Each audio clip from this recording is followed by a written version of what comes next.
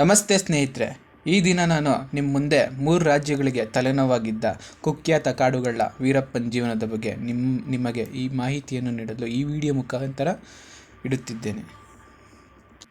ಅದಕ್ಕೂ ಮುಂಚೆ ಯಾರೆಲ್ಲ ಚಾನಲ್ಗೆ ಹೊಸಬರಾಗಿದ್ದರೆ ಲೈಕ್ ಮಾಡಿ, ಶೇರ್ ಮಾಡಿ, ಸಬ್ಸ್ಕ್ರೈಬ್ ಆಗಿ. ಧನ್ಯವಾದ. ವೀರಪ್ಪನ್ ಇವ್ ನಿಜವಾದ ಹೆಸರು ಏನಪ್ಪ ಅಂದರೆ ಕೂಸೆ ಮುನಿಸ್ವಾಮಿ ವೀರಪ್ಪ. ಈತ ಚಿಕ್ಕವನಿದ್ದಾಗ ಅವ್ರ ತಂದೆ ಜೊತೆ ಕಾಡಿಗೆ ಹೋಗಿ ಬರ್ತಿದ್ದ. ನಂತರದ ದಿನಗಳಲ್ಲಿ ವೀರಪ್ಪನ್ಗೆ ಸೇವಿಗೊಂಡರ್ ಎಂಬುವರ ಪರಿಚಯವಾಗುತ್ತದೆ.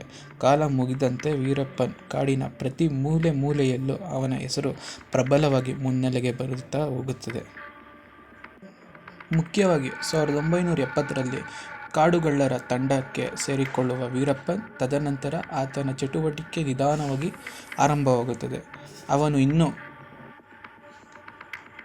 ಆಗ ಕಲಿಕೆ ಹಂತದಲ್ಲಿರುತ್ತಾನೆ. 10-15 ವರ್ಷ ಕಾಡಿನ ಎಳೆಯನ್ನು ಪರಿಚಯ ಮಾಡಿಕೊಳ್ಳುತ್ತಾ ಹೋಗುತ್ತಾನೆ. ಶ್ರೀಲಂಕಾದಷ್ಟು ವಿಸ್ತೀರ್ಣ ಕಾಡು ವೀರಪ್ಪನ್ಗೆ ಅಂಗೈ ಗೆರೆಯಷ್ಟು ಪರಿಚಯವಾಗಿ ಹೋಗುತ್ತದೆ. ಕಾಡಿನ ಈ ಪರಿಚಯವೇ ಆತನ ಶಕ್ತಿ ಮತ್ತು ಸಾಮರ್ಥ್ಯವಾಗುತ್ತದೆ.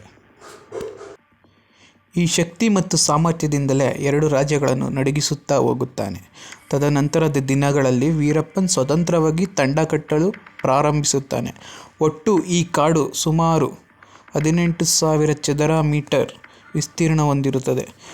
ಈತ ತಂಡ ಕಟ್ಟಿದ ಸಮಯದಲ್ಲಿ ಆತನ ಜೊತೆಗೆ ಸುಮಾರು 160ರಿಂದ 200 ಜನ ಅವನ ಜೊತೆ ಇರುತ್ತಾರೆ. ತದನಂತರ ಅದೇ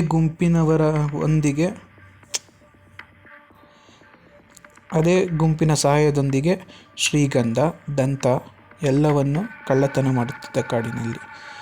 ತಮಿಳುನಾಡಿಗೆ ದಂತವನ್ನು ಮಾರಾಟ ಮಾಡಿದರೆ ಶ್ರೀಗಂಧವನ್ನು ಕರ್ನಾಟಕದ ಬೆಂಗಳೂರಿನಲ್ಲಿ ಬಂದು ಮಾರಾಟ ಮಾಡಿ ಹೋಗುತ್ತಿದ್ದ. ವಿಶೇಷವಾಗಿ 1986ರಲ್ಲಿ ಶ್ರೀಗಂಧ ಮಾರಾಟ ಮಾಡಲು ವೀರಪ್ಪನ್ ಸ್ವತಃ ಬೆಂಗಳೂರಿಗೆ ಬರುತ್ತಾನೆ. ಆ ರೀತಿ ಮಾರಾಟ ಮಾಡಲು ಬಂದ ಶ್ರೀಗಂಧ ಮಾರಲು ಬಂದ ವೀರಪ್ಪನ್ ಬೆಂಗಳೂರಿನ ಉಪ್ಪಾರಪೇಟೆಯ ಠಾಣೆಯಲ್ಲಿ ಬಂಧಿತನಾಗುತ್ತಾನೆ. ಈ ರೀತಿ ಬಂಧಿತನಾದ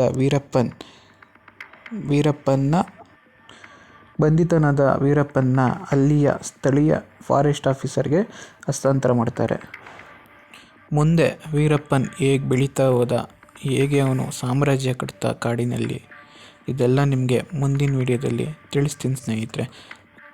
ಹಾಗೆ ವಿಡಿಯೋ ನೋಡಿ, ಶೇರ್ ಮಾಡಿ, ಲೈಕ್ ಮಾಡಿ, ಸಬ್ಸ್ಕ್ರೈಬ್ ಮಾಡಿ ಸ್ನೇಹಿತರೆ. ಧನ್ಯವಾದ.